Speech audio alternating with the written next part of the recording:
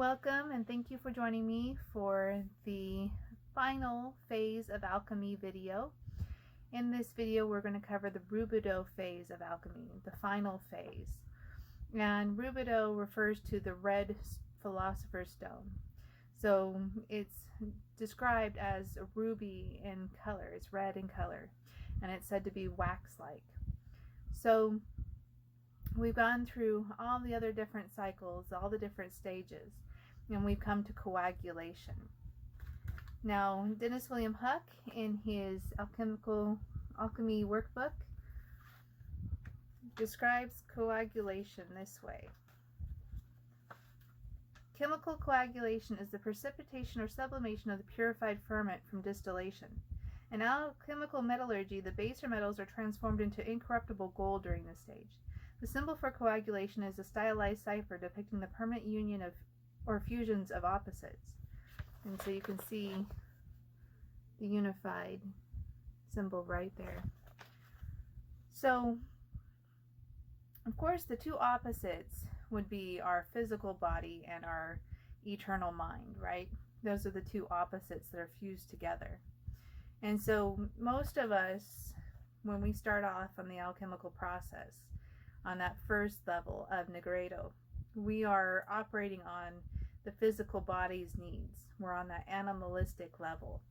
And that's how we approach life, is the survival mechanism. We're just surviving and following our most basic instincts. The process of alchemy brings out the more subtle influences of the soul. And it brings out a more cognizant identity into the person. So the whole process helps you develop more into a complete authentic being. Now, Dennis William Huck continues on. Psychological and spiritual coagulation is first sensed as a new confidence and is beyond all things. Coagulation incarnates and releases the ultima materia of the soul, which the alchemists also referred to as the greater stone. Using this magical touchstone, the alchemists believed they could create an elixir that could cure all diseases and heal all wounds on all levels.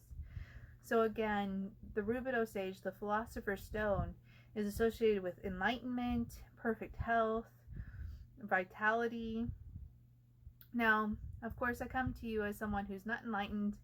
I don't have perfect health. I do have vitality, I think. I like to think that I do anyway. So, personally, I think as we go through this process, that we level up a little bit at a time, because coagulation is not actually the only stage that is involved with this final Rubido phase. There is an 8th step on the Azov picture, a hidden level, and that is this right here, corpus, and that is the symbol for lead. So we always come back to Saturn. We always start with Saturn. It's the beginning of the whole process, and it's at the end of the whole process. We always come back to Saturn. We always come back to the start. And alchemy is not a process that you complete at once and then you're enlightened and everything's done. Instead, it's a slow spiral upwards. It's a slow dance upwards. And the reason I say it's a slow dance upwards is because our tarot card for this alchemy stage is the World. And this is known as the Dancer. Now, she's dancing with the 4 elements. We have Taurus, the bull, which is earth, Leo, the lion, which is fire, Aquarius, which is the man, which is air, and Scorpio, which is the eagle, which is water. Now, the interesting thing about Scorpio, if you haven't heard already, is that Scorpio has 3 levels. So the first symbol for Scorpio, of course, is the scorpion that everybody's familiar with. The second symbol is the eagle, which is the higher self. So Scorpios have like 3 different levels to their nature. The first one is the Scorpio level, if they're on their base level. The eagle is the higher level, and then the phoenix is the final level of Scorpio. So there's 3 different levels that Scorpios can operate on. It's one of the most complex and beautiful signs in the astrological zodiac. So we have here someone who's the master of the elements. the master of earth, air, water, and fire. And she's dancing with it. And of course she has the 2 wands, which means that she's a master of her own mind. So I wanted to bring up the Thursday Night Tarot, which I don't think I brought into this before. I'm kind of using different ones that I did before. The Thursday Night Tarot is a wonderful book. I highly recommend it. And the World is the final card in the Major Arcana. And it's the final card of the 7 tarot cards of the Seeker, which I also have a separate playlist that you can check out. It's just the 7 tarot cards of the Seeker. And I've overlaid the 7 tarot cards of the Seeker with the stages of alchemy. Now also, the final phase here is associated with the crown chakra, and it's associated with the sun. So this is the connection. This is like the divine connection. This is where you're connected to divinity. You're connected to all that is. And so here we have Thursday Night Tarot, the World. And it says, the total experience of being oneself is expressed as a dance of joy in the world key. It's the joy of freedom, of liberation from bondage as shown in the devil key. This is not a dance where the choreography is set out for you. It's not a ballet or a foxtrot. Your dance of life and my dance of life are something that we have to design for ourselves, in some particular area of expression that appeals to us as individuals in the deepest sense of the word. Our astrologer friends tell us that we are all different. Each one of us is a unique piece of life, so some like to cavort wildly while others choose a more stately step. The idea is that we shall move to our own inner music. When we do, we are absurdly happy because this is the way we are supposed to be. You have to make your own way in the business, but you have got a lot going for you, helping you, the cosmos to be exact. So basically, the world key is the summation. It's the final card of all of the major arcana of the tarot, and it's the final card of the path of the seeker. And if you really want really good guidance on how to dance with life, I suggest that you check out the indigenous North American traditions, like Dancing the Dream by Jamie Sams,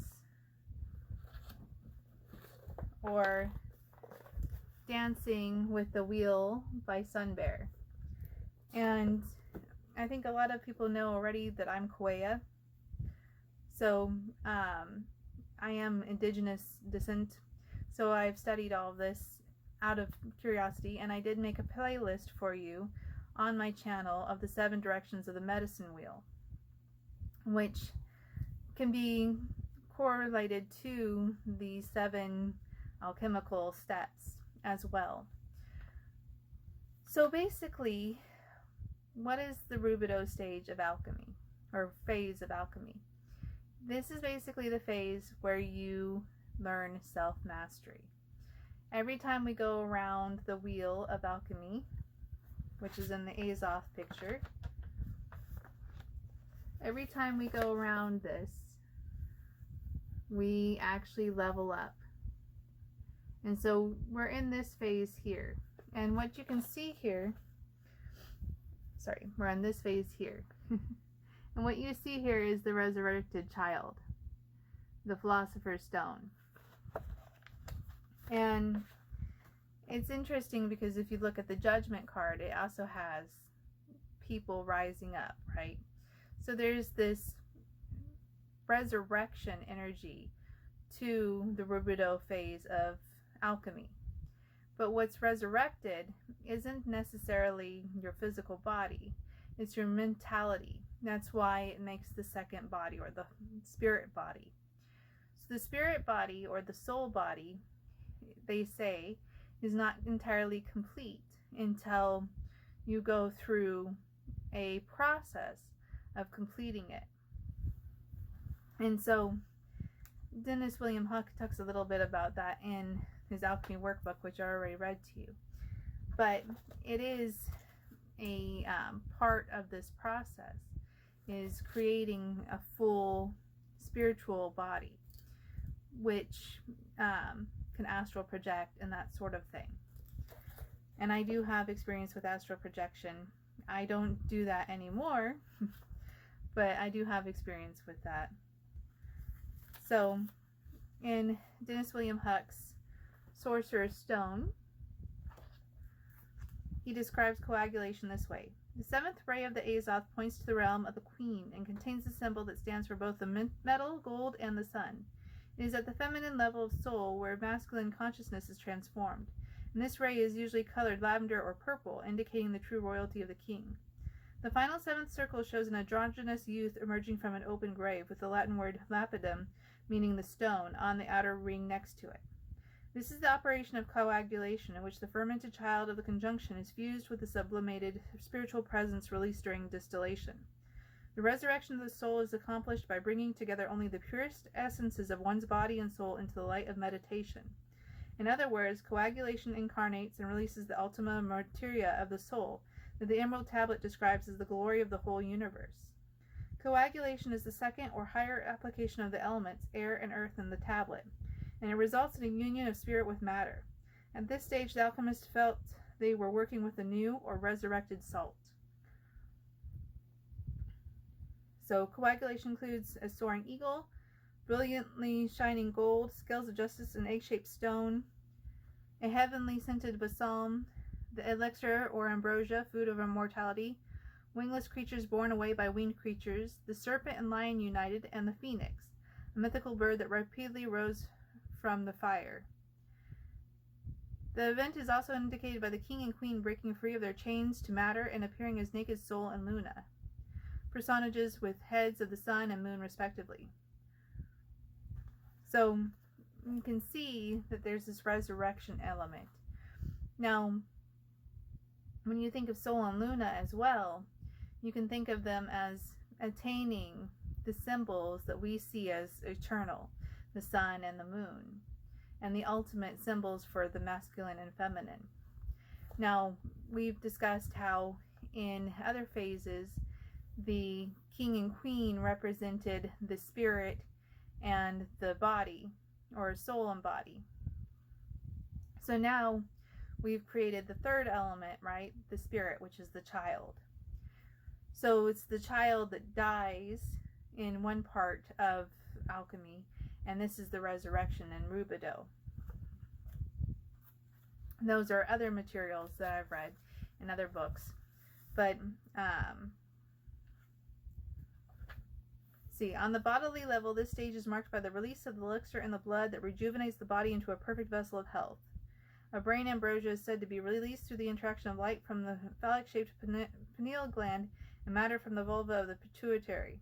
This heavenly food, or viaticum, both nourishes and energizes the cells without any waste products being produced.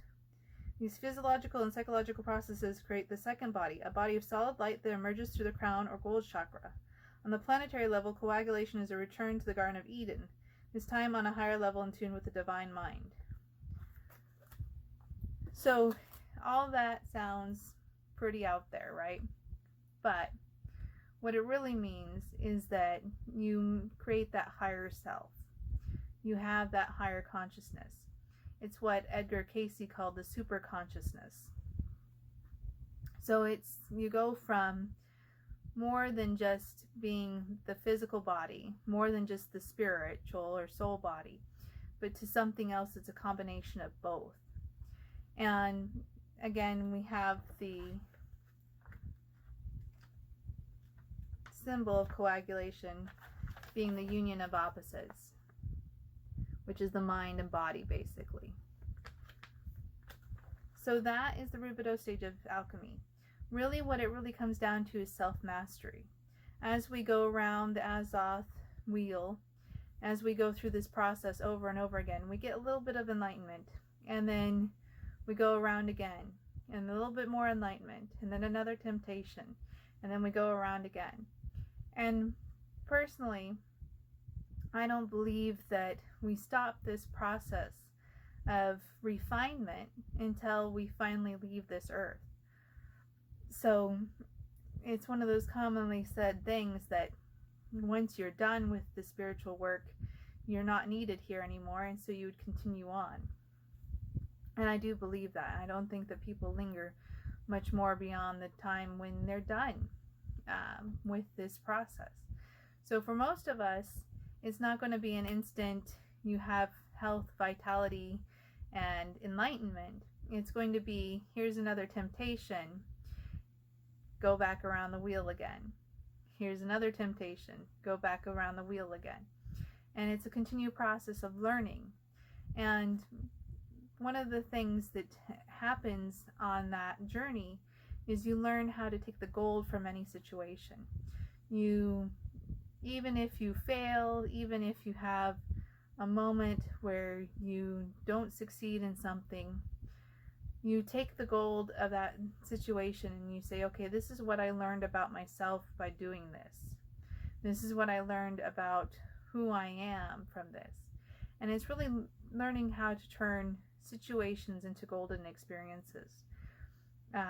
Even our darkest hour, we can find gold in that. In fact, most of us find the gold in the darkness more than the light. When everything's sunshine, rainbows, and unicorns, you're not really searching for anything. You're happy.